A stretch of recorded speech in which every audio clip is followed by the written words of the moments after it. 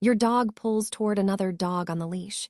You've been told to yank the leash, assert yourself, show him who's alpha, so you do. And for a second, it works. He backs off. You feel like you are finally getting somewhere. But 3 weeks later, he's worse than ever, more reactive, more anxious, harder to manage. Here's what the trainer who taught you that technique never mentioned.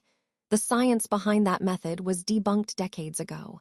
And the researchers who originally built it, they publicly took it back. So why are thousands of trainers still teaching it? If you've spent any time trying to train your dog, you've almost certainly run into the dominance framework. Be the alpha, establish your rank, show your dog you are the pack leader. It sounds logical. It sounds tough. And honestly, for a lot of people, it sounds like exactly what a confident dog owner should be doing. But here's the uncomfortable truth. This entire framework, the one built around pack hierarchy, alpha roles, and dominance corrections, is not supported by modern behavioral science. It was never really supported by good science to begin with, and the consequences of applying it to your dog aren't just ineffective. They can actively make things worse. Now, I want to be clear about something before we go any further. This isn't about shaming anyone who's tried these methods. Most people use dominance-based techniques because that's what they were taught. By a trainer, by a TV show, by a well-meaning friend who swore it worked for their dog.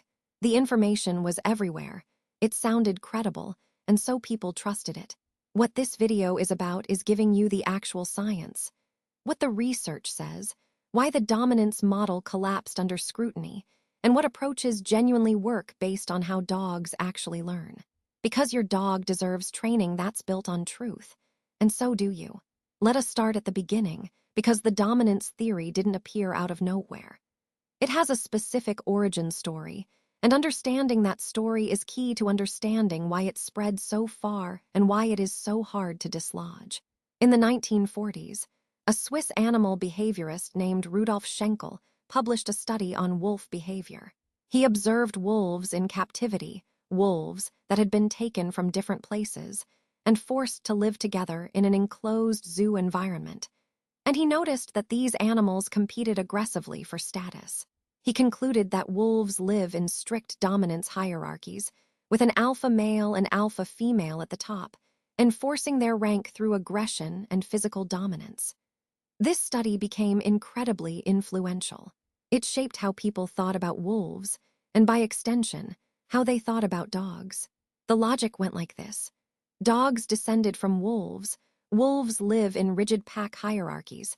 Therefore, dogs must also be driven by a need to dominate and establish rank. And if your dog is misbehaving, it must be because he thinks he's the alpha, and you need to correct that. This framework filtered into dog training culture throughout the latter half of the 20th century. It became the backbone of a huge portion of professional training advice. Alpha roles, dominance downs, pinning your dog to the ground to show him you are in charge. These techniques all flowed directly from Schenkel's original observations. There's just one enormous problem. The study was fundamentally flawed. Short start here's what Schenkel got wrong, and this is the part that changes everything. Those wolves he observed weren't a natural pack.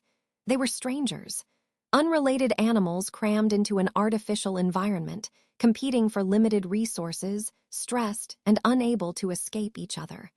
Of course they fought. Of course they developed rigid dominance structures. That's what happens when any social animal is put under chronic stress with no way out. Natural wolf packs do not work like that. We know this because researchers, including David Meck, one of the world's foremost wolf experts and a man who spent decades studying wolves in the wild, went back and looked at wolves living in their actual natural habitat. And what they found was completely different.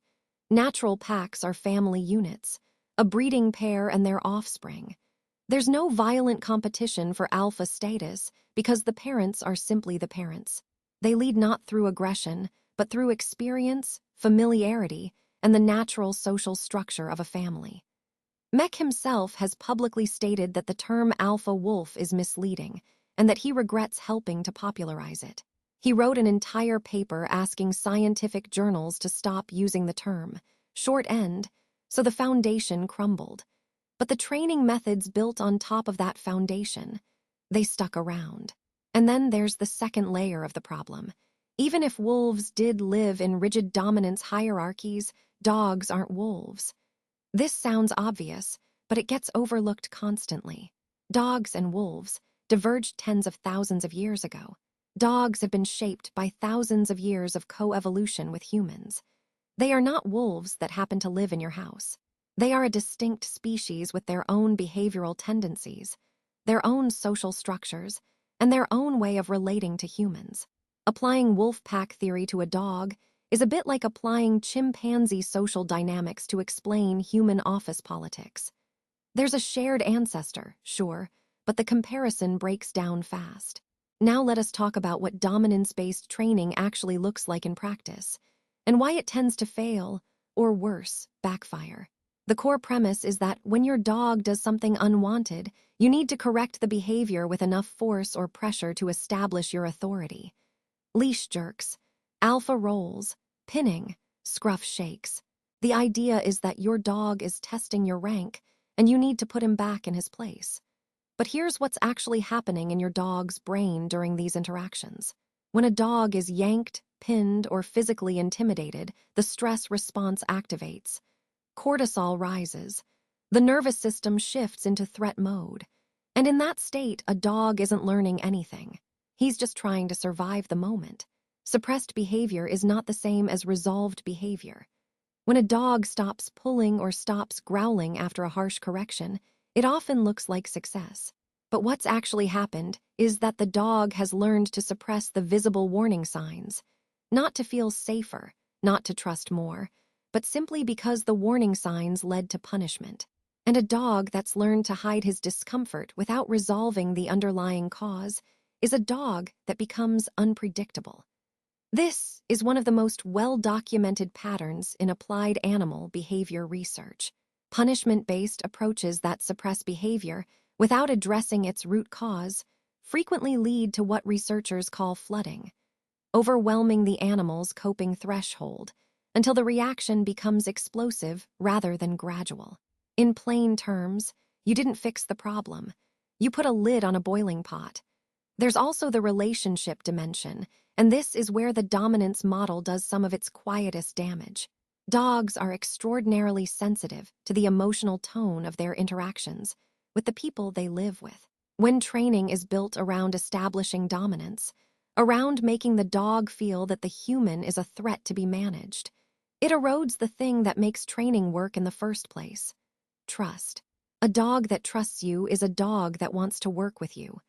A dog that's trying to manage an unpredictable, sometimes frightening authority figure is a dog that's focused on self-protection.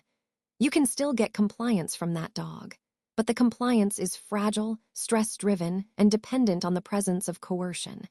Take away the coercion, and the behavior often collapses. So what does actually work, and why? The research on this is consistent and has been for years. Positive reinforcement, rewarding the behaviors you want, is the most effective, durable, and humane approach to changing dog behavior. Not because it is soft, not because it avoids setting expectations, but because it aligns with how the dog's brain actually learns. When a behavior produces something good for a dog, the brain encodes that connection. Dopamine is released. The neural pathway associated with that behavior strengthens. The dog doesn't just comply. He starts to seek out the behavior because it works for him. That's a fundamentally different kind of learning than compliance driven by fear of consequence. But positive reinforcement doesn't mean no boundaries. This is one of the most persistent misconceptions. People hear reward-based training and imagine chaos. A dog running wild while his owner throws treats in the air hoping something sticks. That's not what this is. Good positive reinforcement training involves clear communication, consistent expectations, and building skills incrementally so the dog genuinely understands what's being asked of him. The difference is that instead of asking, "How do I make my dog stop doing that?" you ask, "What do I want my dog to do instead, and how do I make that worth his while?" It's a shift in framing, but It completely changes the quality of the training relationship. Here's a real-world example. A dog that pulls on the leash isn't doing it to dominate you. He's doing it because pulling has historically worked. It gets him to the thing he wants faster. The dominance-based response is to correct the pulling with a leash jerk to assert authority. The science-based response is to make pulling completely ineffective. Stop moving the moment tension appears, while rewarding the dog generously for walking near you. You're not fighting for rank. You're just changing the math. Pulling doesn't get you anywhere.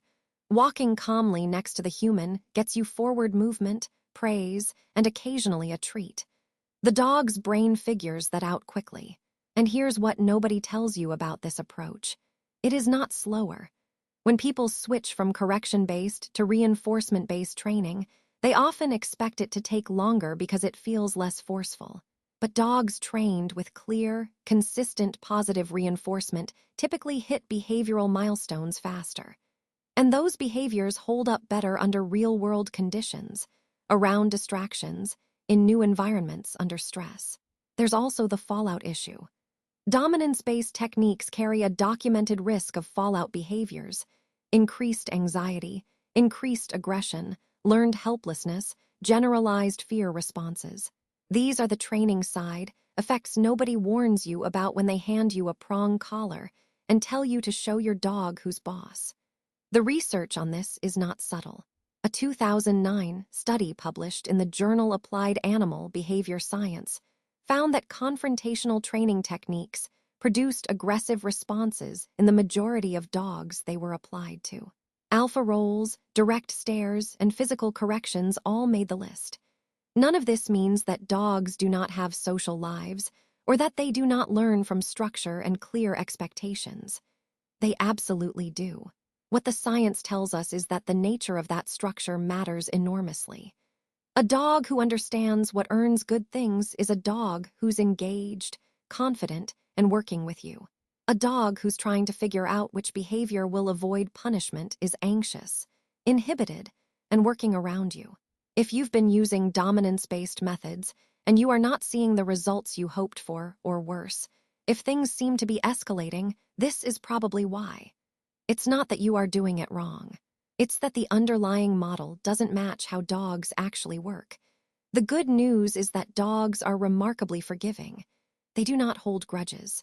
They respond to present moment experience, which means that changing your approach produces results quickly. You do not need weeks of rehabilitation before a dog starts responding to a new training framework. Often, within a few sessions, you start to see a different dog, because you are giving the dog something genuinely different to respond to. If this video shifted something for you, sit with it for a minute before you move on. Because the real change doesn't happen from just watching. It happens when you take this understanding into the next walk, the next training session, the next moment your dog does something that frustrates you. Try asking a different question. Not, how do I make him stop? But what do I want him to do, and how do I show him that's the better option? That shift in thinking is where everything starts to change. If you want to go deeper on the science of how dogs actually learn, the next video is a good place to keep going. I'll see you there. Thanks for watching.